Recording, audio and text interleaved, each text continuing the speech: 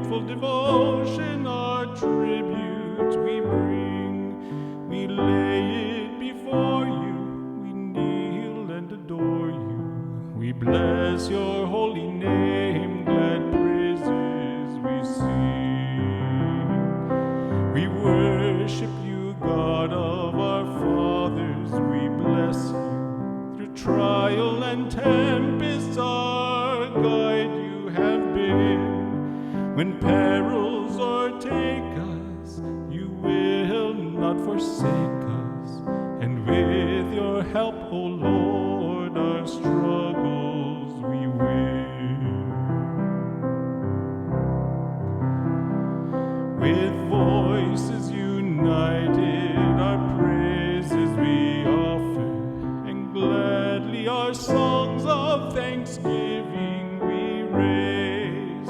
With you, Lord, beside us, your strong arm will guide us. To you, our great Redeemer, forever be praised.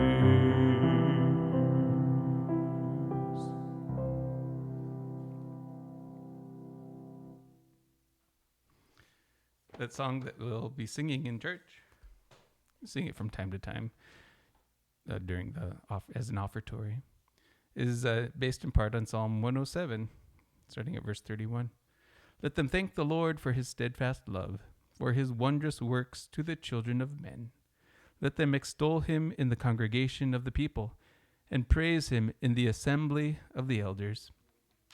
To praise God not only alone, wherever we are, whenever we are, whatever situation. St. Paul said in every circumstance he's learned to be content. So there's opportunity for praise, but also to praise God together with the other creation of God that's not just the marvel that is each and every person as a created being, a redeemed being, baptized and renewed, regenerated in the Holy Spirit, equipped with gifts for mission, for love of God, love of neighbor, but not only individually, but together, the body of Christ. What a mystery, what a marvel. But to praise God together is a precious thing that God,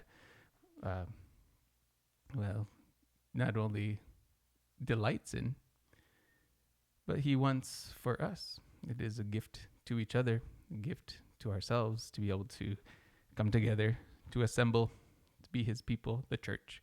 So we look forward to that in worship. God be with you. Have a beautiful Saturday. We'll see each other soon.